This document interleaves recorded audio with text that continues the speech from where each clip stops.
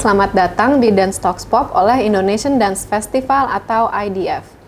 Dance Talks Pop adalah program publik terbaru IDF, sebuah bincang hangat yang ringan namun mendalam tentang pengalaman dan refleksi para pelaku seni, khususnya tari, dalam memaknai tari dan koreografi baik di atas panggung pertunjukan maupun panggung pergaulan sosial. Di program ini kami membahas dan mengapresiasi berbagai jenis kerja tak nampak yang penuh sukacita juga tantangan balik panggung. Sebab kami percaya bahwa tari adalah untuk semua orang karena kita sebetulnya mengalami dan melakoni gerak koreografi dalam keseharian hidup kita. Selamat datang sekali lagi di acara Dance Talks Pop edisi kelima. Halo semua, selamat datang di Dance Talks Pop episode 5. Saya Ratri Anindya Jati, Direktur Indonesian Dance Festival, dan hari ini senang sekali telah duduk ditemani bersama Mbak Dian Sastrowardoyo. Halo semuanya, apa kabar? Mbak, sebelum mulai, kamu tuh senangnya dipanggil Dian Sastra apa Dian Sastrowardoyo? aja lah. Sebenarnya sih namanya emang satu kata gitu, Sastrowardoyo. It's one whole word. Jadi tapi kadang-kadang kasihan juga sama orang bule ya kalau panjang gitu ya udah Sastro aja lah. Dian Sastro. Oke, tapi aku manggil Mbak Dian ya. Ya. Sip. Mbak, pertama selamat pagi. Terima kasih banget sudah mau datang ke kantor IDF ini. Ini kita nyebutnya apa ya? Kayak coffee corner table. Tempat kita suka syuting dan Talks Pop. Mungkin aku mulai selamat banget atas rilisnya Gadis Kretek. Aku udah nonton belum selesai, tapi emang it's a really beautiful work of art gitu.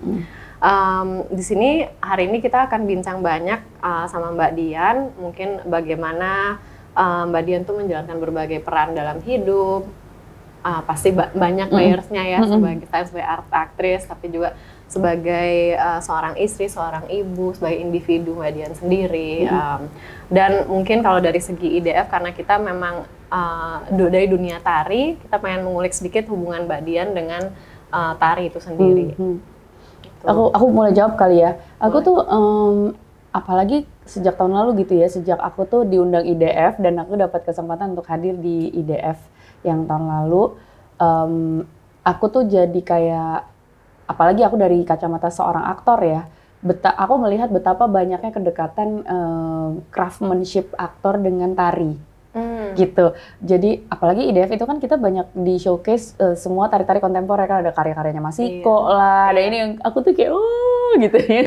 Dan aku sebagai aktor tuh ngerasa gila nih kalau teman-teman aktor gue juga nonton, lu pasti pengen ikutan latihan karena soalnya pas aku latihan pendalaman pelatihan dasar aktor tuh sangat banyak yang seperti latihan tari gitu, walaupun kita latihan tari walaupun bukan untuk mementaskan karya tari tapi untuk mementaskan si karakter kita. Cuma ada ruang netral keaktoran yang sebenarnya perlu dibina sama setiap aktor karena apa tuh maksudnya Mbak?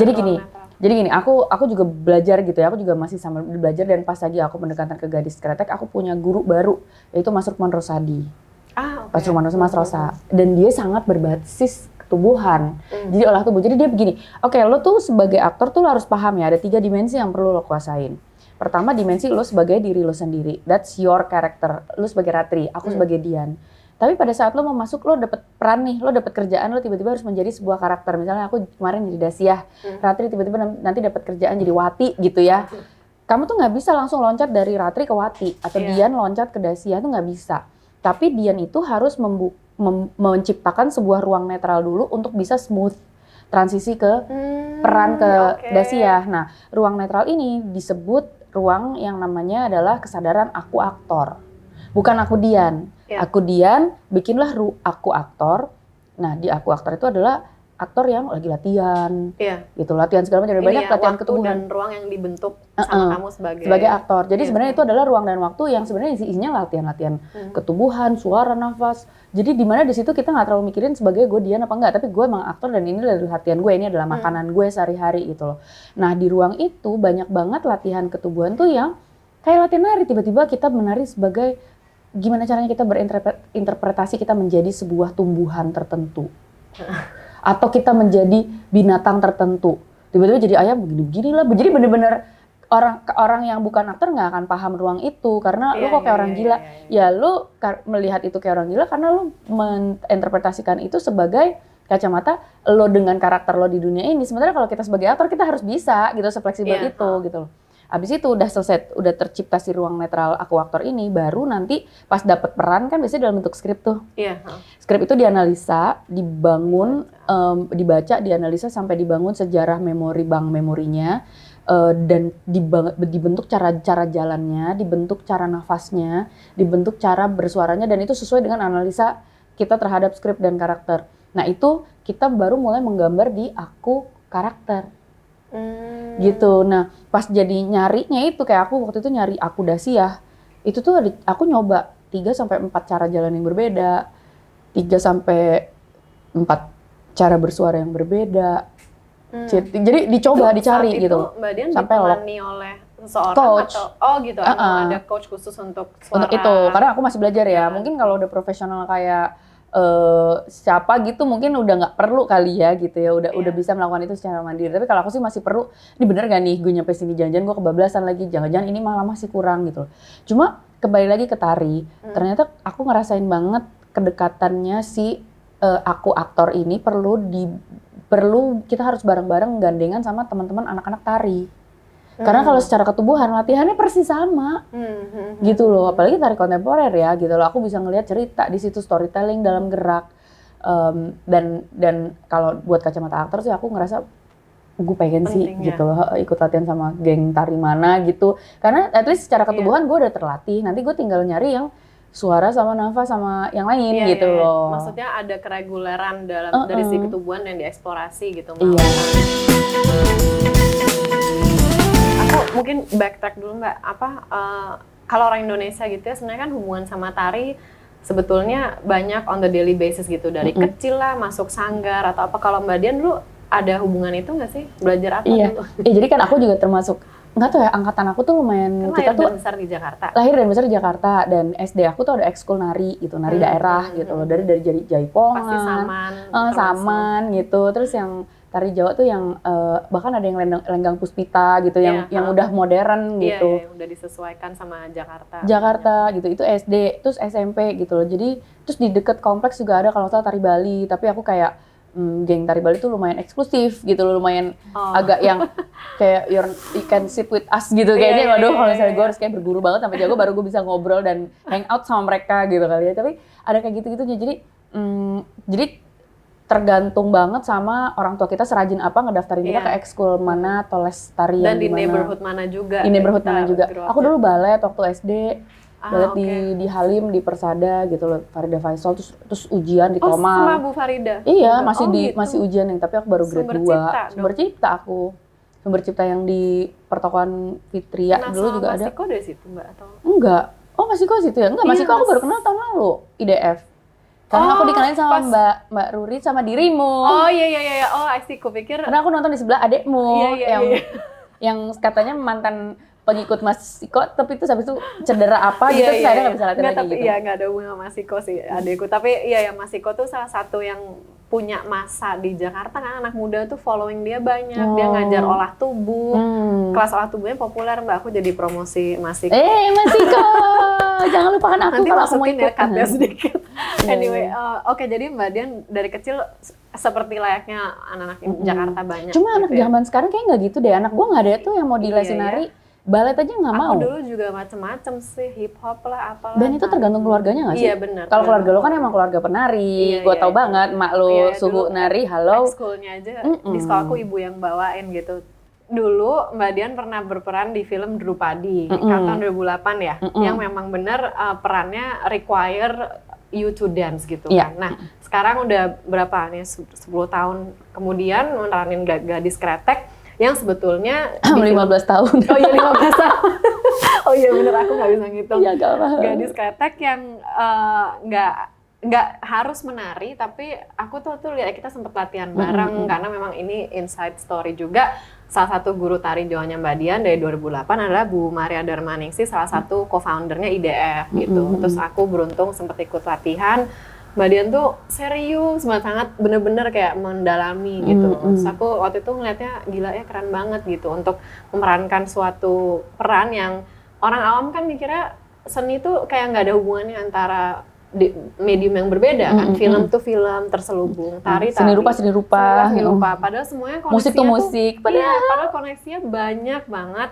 Nah aku pengen tahu buat Mbak Dian tuh tadi udah nyambung sih dari ruang netral itu ya. Berarti latihan nari itu bagian dari menciptakan ruang netral tersebut kan. Tapi gimana sih Mbak menurut kamu kalau bisa ceritain proses dari mendalami tari Jawa terus disangkut pautin ke peran Dasyah itu Mbak Dian tuh ngeliatnya seperti apa? Oke, waktu itu kan aku pas Drupadi memang dalam bentuk filmnya, mungkin teman-teman di sini belum tentu semuanya nonton ya, karena waktu itu kita screen tuh terbatas banget dan sampai sekarang tuh aku masih berjuang supaya itu bisa terakses di OTT supaya accessible buat banyak orang, dan aku nggak ngerti itu license-nya di mana, dan aduh pokoknya nggak jelas lah, pokoknya masih diperjuangkan guys gitu loh. Semangatin aku ya gitu. Soalnya itu sebenarnya merupakan karya yang juga sangat menarik gitu loh. Jadi itu kayak pertunjukan teater tari dan musik difilmkan oleh dalam kacamata penyutradaraan Riri Riza gitu loh. Kita kolaborasi sama Padepokannya Mas Bagong, musiknya, tarinya tuh di koreografi dan di direct sama Pak Topo almarhum, dan ada bentuk-bentuk ekspresi Drupadi dengan kesendiriannya, dengan perjuangannya, dengan apa itu dalam bentuk tari. Jadi ada bagian, dan itu film pendek ya, it's 45 minutes, makanya secara format tuh nanggung banget. Terlalu panjang untuk film pendek, mana gitu ya? Terlalu pendek untuk film panjang, jadi kita bingung. Dan akhirnya si film itu ya nganggur-nganggur di lemari, sebuah lemari lah gitu. Kita nggak tahu lemari siapa, yang kita masih mencari lemari itu. Intinya gitu. Terus habis itu yang aku suka adalah di situ aku belajar bahwa pada saat kita mendalami, pada saat sebuah peran itu terekspresikan dalam sebuah tari, maka tari itu menjadi bagian dari acting. Ekspresi actingnya itu dalam bentuk tarian gitu loh.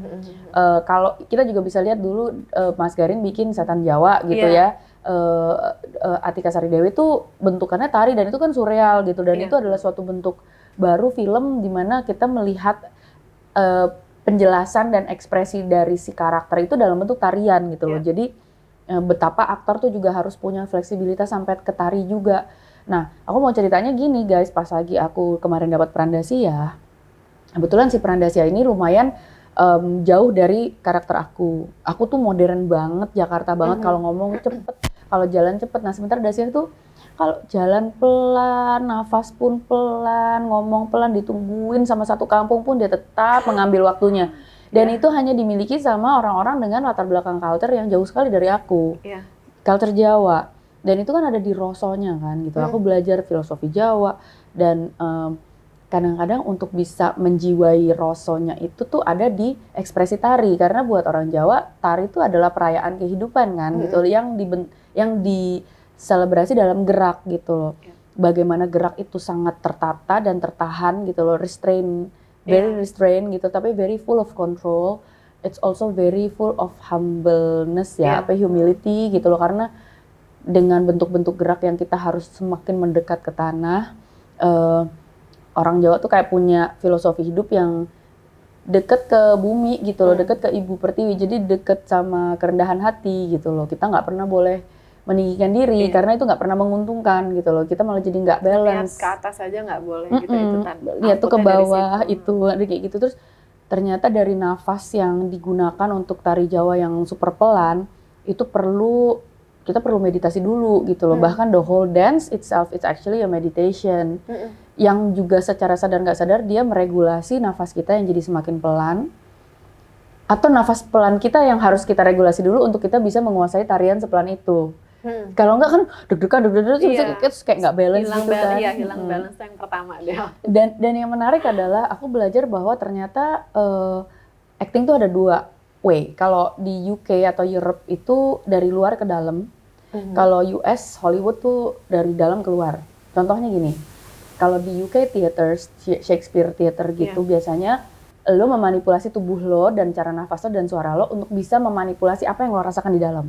Tapi kalau geng US school gitu ya, itu justru lo memanipulasi emosional internal lo supaya itu bisa terekspresikan di luar. Gitu lah, itu menarik kan. Sementara dengan tari Jawa ini kita ternyata memanipulasi gerak kita segala macam, tapi secara nggak sadar tuh berlangsung gitu loh, bersamaan di saat tarian itu memanipulasi cara pikir kita yang jadi nggak bisa mikirin itu udah dibayar belum ya, yang ini mbak ini belum ditransfer, tuh gue jadi nggak sempet kepikiran gitu loh. Sebenarnya kan gue emak-emak yang sambil gue ngomong gini aja gue masih sambil mikirin supir tuh kemarin gue udah kasih uang lembur belum ya, gitu-gitu loh. Jadi yang ada banyak hal yang things to do. Gue nari Jawa hilang semua itu. Gue cuma menikmati gerak itu dan nafas gue, and I'm in the moment here and now. So it is a meditation. Tanpa kita pernah merumuskan atau mencanangkan bahwa it is a meditation, but it is a form of meditation. So jangan-jangan every dance is a form of meditation. Meditation gerak, apalagi secara estetik dikoreografikan gitu loh dengan seniman-seniman ini. Jadi balik lagi, kenapa sih aku harus nari Jawa untuk aku mencoba merengkuh menerbitkan karakter Dasiah yang sangat tenang dan menep ini gitu loh. Sebutan Jawanya kan menep gitu loh. Jejek gitu loh. Nggak bisa aku jelasin, aku dapetnya di nari gitu loh. Aku mau analisa skrip seberapa banyak, mau diskusi sampai berapa jam sama sutradaranya, mau latihan acting, ngafalin karakternya, ngafalin dialognya, ternyata dapetnya tuh di nari. Kebayang gak sih? Padahal gue latihan nari bukan untuk pentas nari. Iya.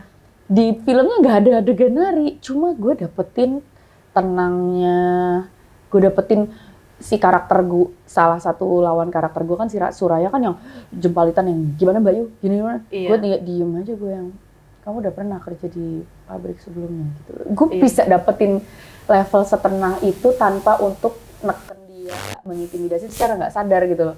Nah itu tuh kan cuma dapet di nari. Pertanyaanku juga Mbak yang lucu dari dulu ya, Ibu kan memang Ibu Maria ngajar nari Jawa. Tapi kenapa tari Jawa tuh sebetulnya sangat meditatif dan sangat secara internal tuh banyak yang diproses align kan? Gitu.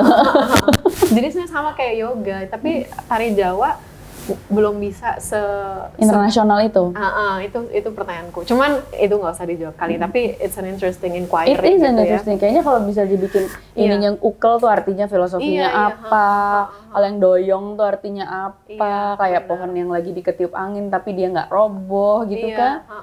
Terus jejaknya Dasiah itu juga, aku nggak tahu siapa tuh mungkin Mbak Dian juga dengar dari Bu Maria atau dari Bu Nunu atau dari Mbak ini ya, Mbak siapa namanya? Mbak Ruri ya, Fianti, sama Ibu Buno kan mendak itu kan kayak kita nancepin diri di tanah gitu. Mendak tuh yang posisi ini ya guys, yang bengkok. Kakinya tuh kayak setengah jongkok, setengah berdiri, gimana sih? Pegel banget di betis dan di paha, tapi itu emang kayak hub gitu. Tapi kalau udah ketemu tuh kita kayak langsung bisa nikmatin si pegel itu sampai udah gak kerasa lagi. Bener, Tapi yang menarik sih itu ya Mbak, kayak kita waktu itu aku bareng Mbak Dian belajar nari itu bulan apa sih? Kayak Juli Agustus tahun lalu kan? Juli Agustus. Terus kamu syutingnya kapan? Akhir Agustus ya?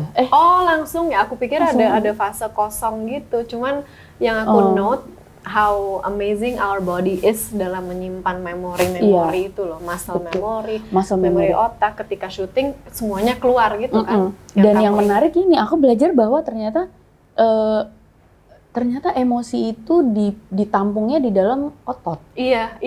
Itu gila loh. Jadi Pak Rosa yang guru acting aku juga kenapa dia insist kita kalau mau jadi aktor lo harus latihan ketubuhan, karena semua memori itu adanya di muscle memori. Jadi pada saat lo ngerjain gerakan kayak yang itu keluarnya akan emosi apa gitu loh. Kalau lo ngerjain apa, lo akan keluarnya apa. Jadi si tarian itu juga secara sadar nggak sadar membuat kita mendownload memori tertentu tentang tarian dan emosi, muatan ketenangan dari situ untuk kita download di memori dengan gerakan itu. Iya, itu kecanggihan tubuh. Lucu sih pas kamu bilang Dasiah tuh orang yang kalau jalan semua satu village tuh basically jalan bersama dia gitu loh. Jadi ikut kayak dia lagi ngeliatin apa, orang jadi ikut ngeliatin dia tuh kayak ini apa. Dan itu perlu presence yang sangat nggak ada jejak tadi dan gitu. Pikiran dia nggak kemana-mana. Aku kalau jadi Dasiah tuh harus disiplin banget sama ini pikiran aku. Jadi setiap kali aku ngeliat gini tuh bener-bener segenap kehadiran aku tuh ngeliatin apa,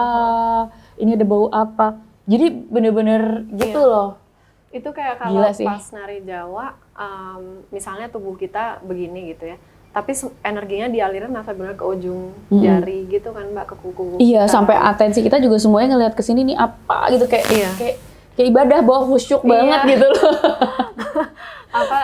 Tadi aku juga pengen note banget yang ini menurut aku pendalaman Mbak Dian gitu ya. Mbak Dian cerita pakai balutan kain dan kebaya, by the way fashionnya aduh bagus ya.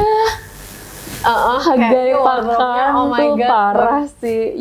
Kudos to my friend Hagai Pakan yang bagus banget. Bagus sekali. Ini side track sih, cuman cocok gitu. Mbak Dian kan juga udah sering pakai kayak gitu di kehidupan sehari-hari. Nah, tapi Mbak Dian bilang pakai baju dengan banyak balutan budaya yang seperti itu juga mempengaruhi fisiologinya, cara Mbak Dian berjalan. Terus tadi pengaruh dari slow ten. Aku cuman ngerasa dengerin kamu cerita proses itu tuh kayak gila ya, ini tuh orang sadar atau enggak saat mendengar kamu cerita. Aku tahu kalau kamu aware banget gitu. Tapi itu semua kan sebetulnya koreografi yang sangat mendetail itu kan. Aku sih nggak tahu gitu ya. Mungkin karena aku mikirnya oke, Mbak Dian belajar nari, terus ini outputnya tuh kayak gini nih. Bahkan dari kain yang dipakai, kebaya yang dipakai, itu semua mempengaruhi cara tubuh kamu bergerak yang sudah ada di muscle memory itu dari belajar tari Jawa beberapa minggu sebelumnya gitu. Itu menurut aku sih keren banget sih Mbak, kayak this is your answer gitu. Tapi gila sih, itu nari Jawa itu kan ada cara kita nengok ngeliatin ukel kan. Iya. Gini. Dasi ya kalau nengok itu gitu loh. Jadi kayak bukan asal-asal nengok gitu loh, kayak sesuatu yang dia hayati. Emang saya mau nengok ke sini karena mau lihat ini. Intensinya tuh gila, kayak lagi nari Jawa, gila nggak sih? Dan itu gue nggak bakal bisa dapet kalau gue nggak belajar nari. Itu gila sih Ratri, benar-benar itu kayak kalau gue pikir-pikir, gila juga ya sudah siap itu. Aku udah lewat sekarang. I'm in a different zone now. I'm back with Dian again gitu. Kalau mau manggil Dasia lagi, aduh gila gue harus latihan itu semua lagi. Manggil Dasia lagi. Aku udah farewell sama dia, bye-bye. Tapi pasti setelah selesai kayak ada apa ya Mbak? Aku senengnya ada apa sih namanya post project blues gitu nggak sih? Ada sekali, tapi lebih terasanya karena aku kan beruntung banget ya, kru-kru dan pemain yang terlibat di project ini tuh top notch semua kan performance-nya. And when you see your friends are giving their best 200% in their work tuh lo jadi kayak terharu dan you want to give your own 200% just to honor them gitu loh. Terus itu tuh kayak tanpa diomongin tuh kayak you've reached a certain understanding towards each other's hard work gitu loh. Kayak gue respect sama lo respect sama gue, kita kayak berjuang bersama ya. Jadi kayak lagi ada di medan perang dan kita berdua tuh kayak kita bareng-bareng lagi sama-sama. Tujuannya satu. Kayak lagi mau mati bareng-bareng tapi kayak sesuatu yang worth it untuk diperjuangkan gitu loh. That's how it feels. Terus parting with all those teman-teman yang terlibat di Garis Kereta itu kayak berteman sama kayak parting dan saying goodbye sama teman-teman seperjuangan gitu loh. Kayak gimana sih lo udah ngadepin, udah stretching your own kemampuan beyond the threshold gitu loh. Terus lo udah hampir mau mati, udah mau nyerah, begadang, ngantuk dan capek, mau give up tuh udah dikit lagi, and then ngeliat temen lo nggak give up, gila siapa gue, dia aja yang lebih capek, gue masa bisa gitu. Oke, kita jadi ngerti gak sih, itu kan udah you stretch yourself juga gitu ya. Dan you stretch yourself, dan akhirnya kita jadi mutual respect-nya tuh kayak gitu. Kayak gue tuh sampai sama teman-teman makeup, teman-teman rambut tuh suka yang I miss you, kangen ya, karena susah move on, karena itu capeknya bareng-bareng, sakitnya bareng-bareng. Tapi itu ya Mbak, that's why buat kita-kitamu yang di dunia seni, to give birth to a work of art itu butuh berapa orang, nggak film, nggak teater, nggak tari gitu. Iya, itu kalau di tari juga gitu ya? Gitu kan. Iya. Jadi keluarga kan? Iya. Ceritain dulu dong, sebenarnya kerjaan lo tuh apa sih? Tolong gue diedukasi deh. Jadi gimana? Boleh dong, gue juga teredukasi dengan sesi ini. Jadi gimana sih, itu juga kayak gitu ya kalau di dunia tari? How does it work? Seberapa kolaboratifnya sih kalau satu project itu? Sangat amat. Gini, aku kan memang backgroundnya dari tari. Dulu aku mulai arts manager dan aku juga terekspos dengan dunia itu melalui Indonesian Dance Festival. Dulu tuh aku jadi LO umur 18 tahun karena aku bisa bahasa Inggris, jadi LO untuk seniman India, yang di import lah ya. Terus aku jadi asisten production, terus sama jadi translator apalah segala macam. Terus aku terekspos sama sebetulnya di belakang karya tari yang orang lihat di panggung itu belakangnya tuh banyak banget peran-peran yang keisi gitu loh. Dan karena IDF sangat internasional, ini by the way ini poster kita dari tahun 93 nih tahun kedua, tahun 94, ya banyak sih tapi ini yang memorabilia kita ya gitu. Jadi udah 30 tahun kan, dan hebatnya tuh IDF tuh, ini hebatnya ibu-ibu co-founder ya yang terus berjalan. IDF itu satu-satunya festival tari kontemporer internasional di Asia Tenggara. Jadi orang Amerika, orang Eropa itu semua pada datang. Nah, saat aku melihat tamu-tamu internasional ini, mereka kan ada yang posisinya produser, director festival, curator, yang di Indonesia tuh ada yang melakukan, tapi karena pekerjaan seni masih dianggap sebagai hobi, sebatas hobi. Ekstrakurikuler gitu ya. Kayak kita tuh nggak kerja gitu loh. Jadi aku kan nggak tahu kalau sebenarnya there is this big global community, there are different roles yang people take gitu-gitu loh.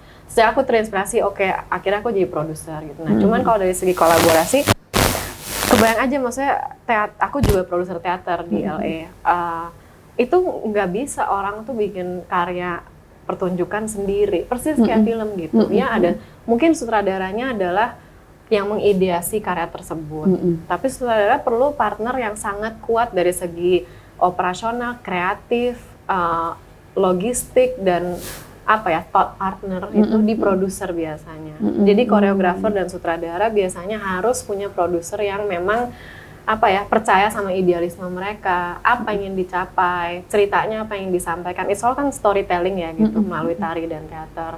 Terus habis itu team building deh, ada rekrutmen, krunya, logistik, kostum, lighting, sound, set, artistic direction gitu-gitu. Jadi ada quote yang paling aku suka ya, theater is not a building, theater is building community. Jadi tadi yang kamu ceritain itu persis. That's one of my favorite part gitu. Kenapa aku di seni, karena emang kita tuh harus pegangan tangan sama semua yang terlibat. Nggak bisa kita jalan sendiri atau punya egoisme sendiri, idealisme solo sendiri. karir tuh hampir mitos gitu ya. Iya. Ya gitu. Harus bareng-bareng kolaborasi, kalau nggak jadi, dan itu gitu. yang jadi end work-nya jadi meaningful kan gitu. Karena kan emang itu bukan keringat kita sendiri gitu. Kita benar-benar membangun sesuatu bersama gitu, gitu sih Mbak. Pada saat kita ngomong seni gitu ya, dunia seni tari, dunia seni musik, seni rupa, seni film, seni teater, itu tuh saling berhubungan dan perlu saling support. Pertama aku ngerasa kita sebagai aktor aja tuh perlu belajar di cross bidang gitu loh. Jadi gue perlu kayak internship dan mungkin belajar di tari, internship belajar di musik, karena itu semua akan memperkaya keaktoran aku gitu, dan film aku juga. Orang-orang film rata-rata sutradara tuh semua harus nonton pertunjukan teater, nonton tari, dengerin musik, harus lihat seni rupa karena harus belajar paham komposisi, ya nggak sih? Terus dan begitu juga mestinya film juga bisa terbuka sama orang-orang dari seni-seni lain juga untuk bisa cross training gitu loh.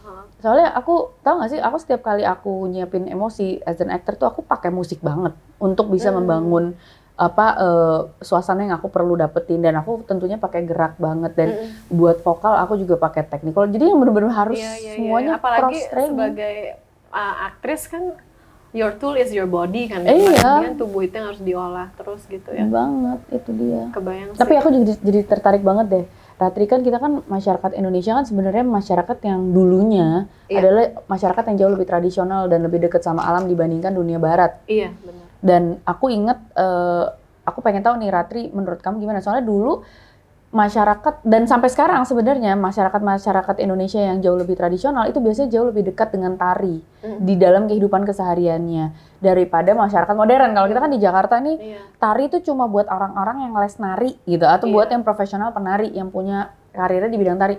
Cuma padahal maksudnya masyarakat modern they don't dance anymore kecuali mereka clubbing. Iya kan? Terus gerakannya monoton lagi. Terus gerakannya monoton, repetitif dengan musik yang repetitif. Yang ngerti nggak sih lo? Sementara kita we're talking about soul here, we're talking about tari sebagai ekspresi diri yang sangat dalam justru gitu loh. Ada emosi di situ, ada cerita, ada storytelling. Gimana sih Rat? How can we lose this gitu loh? Aduh. Maksud gue kalau di Bali kan tari adalah bagian dari kehidupan sehari-hari karena mereka memang masih sangat ritual kan. Ritual sebagai cara hidup gitu loh. Jadi mereka nggak pernah memisahkan ibadah, ritual adat dengan tari dan kehidupan sehari-hari itu jadi satu gitu loh. Jadi kayak masih selaras lah. Kita nih gimana sih? Iya itu ini sih kayak pertanyaannya. Apa karena dunia barat juga sudah memisahkan dirinya dari tari? Apa gimana sih? Kalau karena tari kalau di dunia kita adalah bagian dari ritual dan adat kan. Iya. Di barat tariannya mereka nggak pernah menjadi bagian dari worship atau apa, nggak pernah kan. It's just kayak bentuk karya seni yang ditinggikan yang cuma aksesibel buat orang-orang elitis. Iya. Ya jadi kan kalau balet tuh balet tuh sangat ini ya untuk kelas tertentu gitu dan gerakannya yang mampu bayar aja yang bisa lihat gitu. Dan gerakannya opposite dari tari Jawa misalnya dia kan terbang tinggi, tangannya naik ke atas, loncat gitu, nggak membumi, tapi ya itu ada virtuosity maksudnya ada filosofinya juga. Iya ada sih pastinya, walaupun aku nggak mendalami, cuman kan tubuh balet tuh juga gila hebat banget gitu ya, cuman memang fungsi dan perannya beda di masyarakat kita bandingin tari kita gitu. Dan sebetulnya ini tuh yang Mbak Dian sebutkan tadi, sensibility-nya kita yang di Jakarta, aku pun sering ngerasa takut gitu kayak gila ya, kita tuh yang di Jakarta remove banget sama budaya kita sendiri lah, kita sama alam, orang nari, iya benar, kita udah concrete jungle gini gitu ya, padahal Indonesia yang sekaya ini tradisinya macem-macem, dan salah satu yang kita paling banggakan dan suarakan di IDF itu adalah tari kontemporer Indonesia. Itu dasarnya semuanya adalah tari tradisi kita. Tradisi. Dan itu tergantung, misalnya ada temen yang orang Kalimantan ya, dia dulu belajarnya tari Dayak gitu, misalnya tari Jawa Bali. Jadi ragamnya tuh makanya aku selalu ngomongnya it's a never ending well. Kita tuh sumur budaya kita tuh dalam sekali, dan itu yang selalu bikin teman-teman kolega-kolega di Barat minat sama tari kontemporer di Indonesia dan Asia. Dan kita yang di Jakarta suka merasa kayak iya ya, teman-teman gue siapa nih yang nari, temen gue siapa yang tahu seni budaya, dan sekarang dengan gerusan radikalisme agama macam-macam gitu kan yang menyuarakan bahwa seni itu bukan bagian dari budaya kita, sayangnya gitu-gitu. Selalu ada ketakutan itu. Jadi I'm just saying, sebetulnya kondisi kedekatan generasi kita terhadap budaya itu aku sekarang ngeliatnya udah nggak terlalu khawatir, karena sebenarnya ada tren di lapisan anak muda yang sekarang udah seneng pakai kain batik, pakai kebaya, itu it's all a trend. Sekarang mereka tuh culture. Iya, datang ke acara seni, datang ke culture banget sih gitu. KALCER culture gitu. Dan mereka makin curious, makin identitas nasionalisme itu menurut aku malah makin tinggi. Cuman balik lagi, kalau aku tadi sempat mention pas kita ngobrol ya, iya memang kalau seni tari di Indonesia itu dulunya accessible banget ya, orang ada pertunjukan wayang di balai desa tinggal datang masuk gitu, buka sendal, nonton aja, nggak usah beli tiket, nggak usah masuk ke gate gitu-gitu kan. Nah, tapi gedung-gedung pertunjukan yang ada itu sebetulnya terinspirasi dari dunia barat.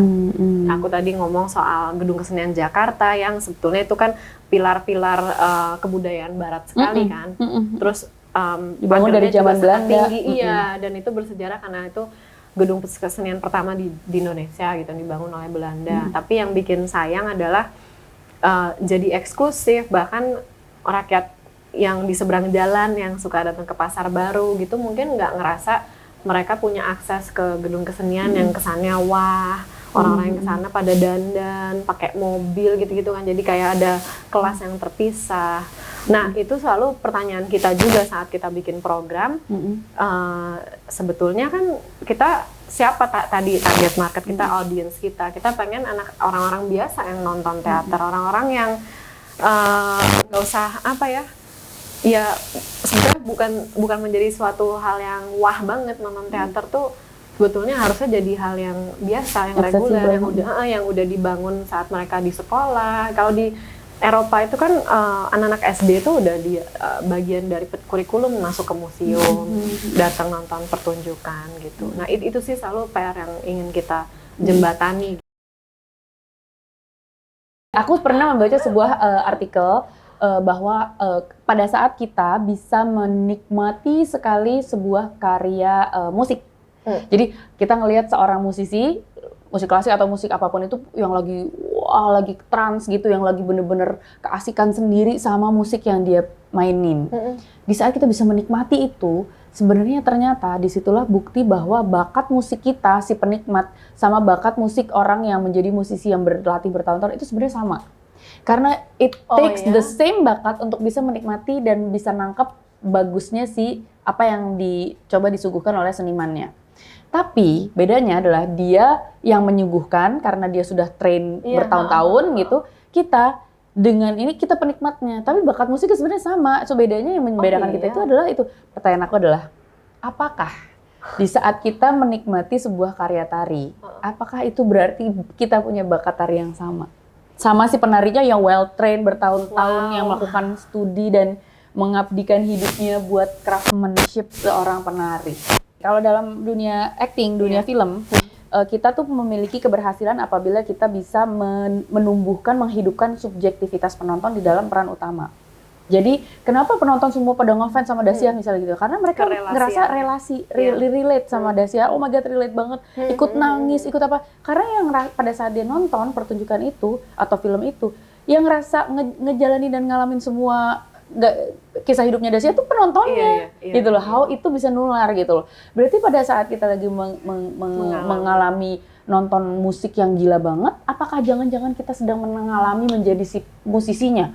Pada saat kita nonton pertunjukan tari yang gila, yang taksu banget, apakah di saat yang sama sebenarnya our part of ourselves itu lagi ngerasa kita yang lagi nariin itu, dan kita yang lagi relate banget sama segala ekspresi gerak itu? How magical is that? Itu ada bahasanya. Kalau di Indonesia kan bahasanya taksu, kalau bahasa Bali. Itu kayak bagaimana pertunjukan itu bisa bikin kita kayak trans, terhipnotis, kayak kita lupa ruang dan waktu, dan yang ada cuma kita dan tarian itu yang kita nikmati. Biasanya itu juga kita rasakan pada saat kita melihat sebuah karya seni lukisan, bahasa Jawanya tuh greget, bahasa Spanyolnya ada something gitu, tapi itu adalah the same way every karya seni itu berhasil mempengaruhi psikologis penontonnya dan membuat si penontonnya, penikmatnya itu merasakan emosi, sensasi yang sama. And itu adalah teori seninya Leo Tolstoy. Aku kan belajar filsafat dan ada filsafat seni. Salah satu yang aku ingat banget sampai sekarang, dan aku kerja di bidang seni gitu ya, Leo Tolstoy bilang ada satu hal yang bisa membedakan karya seni asli sama karya seni bohong-bohongan. Apakah itu? Itu dia. Kemampuan si karya seni itu bisa mengalter kondisi psikologis yang penikmatnya. Lo lagi nggak sedih, lo nonton Gadis Kretek, lo bisa ikut nangis, berarti itu seni gitu loh. Lo lagi nggak ngerasain apa-apa, lo melihat sebuah lukisannya Van Gogh, terus lo merasakan kesepian yang sangat mendalam. Itu berarti langsung nggak langsung, itulah ternyata emosinya si pelukis yang lagi nular ke lo gitu loh, subjektivitas yang ditumbuhkan. Dan itu juga terjadi di seni tari, itu juga terjadi di seni musik, terutama seniman-seniman yang berhasil menularkan emosinya di saat menyuguhkan karya seni itu, baik penari, baik musisi maupun aktor gitu, medium seninya ya. I'm a believer of that sih Mbak. Aku percaya itulah the magic of art ya. Maksudnya kadang susah diterangin, tapi as simple as that menurut aku. Dan mungkin itu juga kenapa seni itu dibutuhkan sebenarnya dalam kehidupan kita. Dan seni bukan hobi, bukan ekstrakurikuler, bukan efek samping dalam hidup ini. Seni itu kebutuhan primer gitu loh. Dan yang menarik juga kan, misalnya kita ngeliat lukisan Van Gogh ya Mbak berdua gitu. Apa yang Mbak Dian rasain sama apa aku rasain bisa beda kan. Dan itu nggak apa-apa gitu loh. Nggak apa-apa. Interpretasi. Justru itu yang membuat seni itu sangat berarti. Mungkin aku mau tadi ini aku bisa relate sama cerita yang aku alamin ya. Dulu waktu aku masih explore, aku magang di Eropa gitu, di Belgia di suatu festival besar.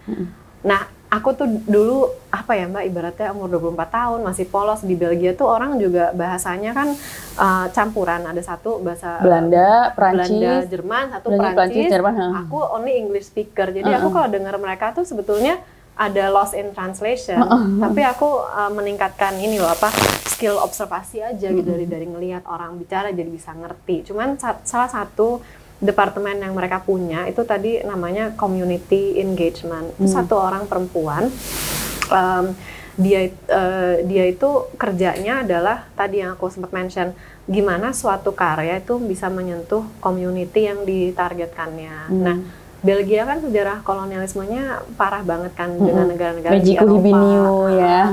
Aduh, ya, dan mereka masih bekerja untuk membayar lah gitu kan, membayar dampak-dampak kolonialisasi mereka. Ada satu koreografer dari, aku lupa negara Afrika yang dulu bekas jajahannya Belgia. Ini seorang perempuan dia, aku lupa namanya. Tapi dia itu bilang, aku pengen karyaku ditonton oleh masyarakat dari My colonizer gitu? Enggak, bukan. Justru dari negaranya dia. Kan kan di Eropa masalah imigrasi dari negara-negara Afrika atau Middle East kan juga banyak nih. Dan dia tuh bilang, tolong aku pengen bikin workshop sama perempuan-perempuan, khususnya ibu rumah tangga yang dari ini, kalau nggak Maroko dari mana gitu, aku lupa. Tapi ibu-ibu ini adalah imigran yang mengalami banyak kesulitan ya, masa integrasi dengan bahasa, dengan budayanya. Eropa kan sulit. Jadi mereka tuh kayak hidupnya tuh tersecluded gitu loh, hanya ngurusin anak, hanya ngurusin suami, jadi ibu rumah tangga. Terus mereka dipanggil secara hati-hati gitu, mereka ikutan workshopnya. Dan kebetulan teknik si koreografer ini memang banyak menyentuh. Jadi sekitar tactile gitu ya. Iya, body contact-nya banyak gitu. Terus mereka ikutan workshop 2 kali. Aku kurang paham kontennya, tapi si perempuan yang bertugas ini kemudian ngumpulin lagi ibu-ibu itu, terus diwawancara. Terus beberapa outputnya tuh benar-benar kayak, aduh, kayak memanusiakan kita banget gitu loh. Karena ibu-ibu ini tuh bilang, aku nggak nyangka banget setelah ikut workshop koreografi oleh si koreografer itu, aku tuh baru sadar kalau aku tuh jarang membelai atau menyentuh anak-anakku. Jadi setelah selesai dari ikutan workshop itu, dia lebih memberi kasih sayang, dan dia bilang itu hubungan intimasi antara dia dan anaknya juga meningkat. Terus ada lagi yang bilang, aku baru sadar kalau aku tuh juga hubungan seksku sama suami itu nggak lancar, cuman karena kita jarang berpegangan tangan, jarang berbelai, dan itu dampaknya tuh selangsung itu gitu. Cuman ikut 2 workshop tari oleh si koreografer ini. Jadi itu tuh kayak, aduh, kayak gini ya, when art really works for humanity gitu loh. Itu sih yang bikin aku stay di dunia ini juga. Dan pasti Mbak Dian banyak ngerasain itu kan dari your craft, dari sektor film dan segala macam. Gitu. Tapi memang aku udah ngejalanin karir aku di sini tuh udah berarti kan 25 tahunan ya.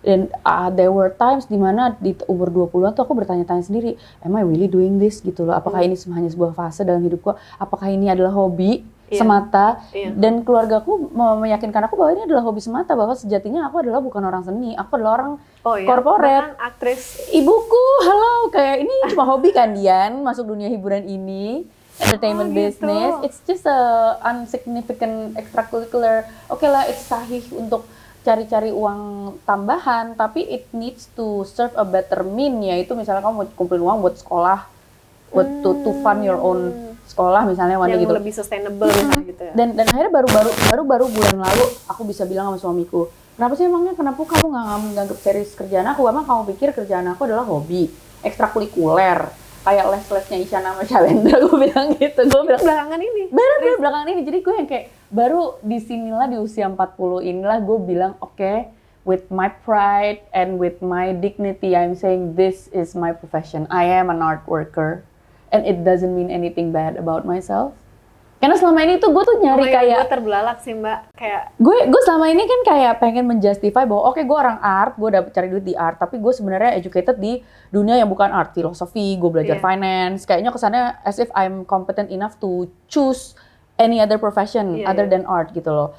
Kayak ada momok gitu, seakan-akan orang art itu kenapa mengerjakan art karena dia nggak competent enough to do other serious stuff gitu loh. And art is perceived as not serious, sementara no, we should change the mindset. Art itu adalah kebutuhan primer karena there's a reason why we live. This art, we're celebrating connectivity from human being gitu loh, dengan bentuk yang transenden dari cuma verbal atau komunikasi bahasa ataupun apa. Ini bukan linguistik, this is something else gitu loh. Lo bisa ngerasain perasaan yang sama senimannya. Itu kan apa? What is that? That's humanity. That's humanity. You put an art piece in front of a other human being, misalnya binatang apa gitu ya. Nggak semua relate loh gitu. Cuma manusia doang yang bisa melihat segala macam bentuk art ini. Ya oke lah, lo main musik di depan gajah, gajahnya reacting something, atau a beluga whale gitu, lo bisa sih dia jadi lebih ramah sama lo. Aku kaget banget. Tapi dia nggak bisa, soalnya gitu loh. The fact that you're saying this di umur 40 baru bisa mencanangkan itu gitu, dan bahwa dari orang terdekat pun ada pertanyaan. Soalnya kalau dari kita yang di dunia non-profit, seni, tari, teater kan ada masalah eksistensial kan. Gimana bisa hidup di Jakarta sebagai pekerja seni di ranah yang non-profit. Tapi kalau Mbak Dian kan masalah survival juga ya, Bo. Iya. Tapi kan paling nggak uang, maybe financially lebih lukratif gitu ya. Tapi masih juga dipertanyakan legitimasinya gitu. Itu interesting banget sih. Ternyata nggak terlalu beda jauh. Iya. Now my daughter pengen jadi fine artist, jadi dia jadi pengen jadi painter. Terus bilang kalau misalnya mau, kalau gitu kamu harus educated formally. Aku juga art history gitu. Atau belajar fine art sekalian. Aku juga kayak a part of me kayak gila ya, gue kalau mau berprofesi ini kenapa waktu itu gue nggak belajar drama sih? Kenapa gue nggak ngambil beasiswa untuk belajar theater? If I'm gonna do this, tapi itu otodidak ya, Mbak? Iya, itu lagi ini suruh casting, lagi jalan-jalan di mall suruh casting tahun 90-an. Hello, that's what happened waktu gue di casting buat Bintang Jatuh karena kenal aja, Bo. Gitu lah. Oh, jadi mungkin waktu itu juga bukan kamu yang intentionally set out to do gitu. Baru belakangan ini ya gue intentionally mau belajar ini dan akhirnya gue kerjain gitu loh. Gitu. Menarik. Better late than never. Iya benar, better late. Sama berarti kayak tadi jawaban kamu tentang belajar nari atau teater untuk orang awam yang saat bisa merasakan sesuatu di karyanya terus terkuak. Ternyata mungkin aku mau belajar art ini gitu ya. Mungkin ya emang nggak pernah ada kata telat ya untuk mengeksplor diri, mengembangkan diri. Dan kayak nari itu perlu kita ubah lagi mindset. It's not for just professional anak-anak yang belajar nari, itu buat semua orang, itu buat it's a form of a sport, a form of meditation. Iya. Aku di question listnya udah habis ya. Udah ya udah. Say goodbye. Mungkin untuk menutup. Tadi sih Mbak Dian udah bilang tentang mencanangkan diri akhirnya sebagai seorang seniman peran. Tapi apa sih Mbak kalau boleh di-share mimpi-mimpi Mbak Dian, aspirasi atau achievement yang di fase hidup saat ini masih ingin kamu capai gitu? Mimpi aku masih sama sebenarnya. Aku tuh selalu passionate about education. Bukan untuk ngajarin orang, tapi untuk educate myself. Gue juga ngerasa gue masih belum cukup nih. Gue mau belajar lagi. Apalagi my whole fascination about the art world gitu. Ya gini-gini gue bisa tadi passionately ngomong soal the philosophy of art. Mungkin nggak sih gue perlu ngambil PhD lagi about philosophy of art? Atau mungkin gue ngambil drama? Apa gue mungkin ngambil film kritik? Atau I don't know if there is a PhD program in filmmaking. Gue nggak tahu ya, ada film studies gitu loh. Karena gue mau belajar lagi supaya gue bisa contribute more to this field I'm working in gitu loh. Dan kontribusi itu kan bisa banyak ya bentuknya gitu loh. Dan itu sih dan gue suka banget ternyata belajar. Jadi gue when I'm fascinated about something tuh gue bisa kayak wow gitu, kayak you don't even feel it painful gitu loh. Jadi kalau misalnya teman-teman di sini ada yang nonton dan ngerasa gila kok dia doyan banget sih belajar, well jangan-jangan apa yang lo pelajarin itu bukan sesuatu yang lo beneran interested, makanya it's painful for you to do it gitu loh. Lo harus cari lagi apa sih sebenarnya yang lo beneran passionate to learn about. Jangan-jangan lu kalau nemu, lu juga ngerasain apa yang gue rasain, bahwa belajar it's not painful at all. Belajar tuh enak banget, bahkan nggak habis-habis. Kalau bisa jangan berhenti dong gitu loh. Itu sih, aku pingin banget sih in this moment gue kayak, apalagi yang gue bisa pelajarin ya, kapan ya gue bisa PhD. Mungkin nggak nanti sebelum gue pensiun banget, gue sempat belajar supaya nanti setelah gue belajar, gue bisa ngajar lagi, bisa sharing lagi. Atau gitu. mengeksplor pengembangan diri di yang lain gitu ya, tapi tetap ada koneksinya. Kalau misalnya mau belajar nari lagi. Bener ya? Iya, kabarin kita. Nggak mungkin ya PhD tari di saat gue S1-nya filsafat dan S2-nya finance, nggak mungkin. Tapi kalau misalnya studi tentang tari bisa. Studi tentang tari bisa. Studi tentang tari, iya. We'll talk ya. Iya, IDF? Kita rencananya gimana nih IDF? Jadi tanggal berapa nih yang tahun ini? 2 sampai enggak tahun depan. Tahun depan, Kita 2 tahun sekali, 2 sampai 8 November. Oke. Sebenarnya aku Kita mau bikin apa nih? Kita ini ngobrol offline. Oke deh. Makasih banyak Mbak Dian. Sama-sama. Sampai ketemu lagi. Terima Bye-bye. kasih semuanya. Bye guys.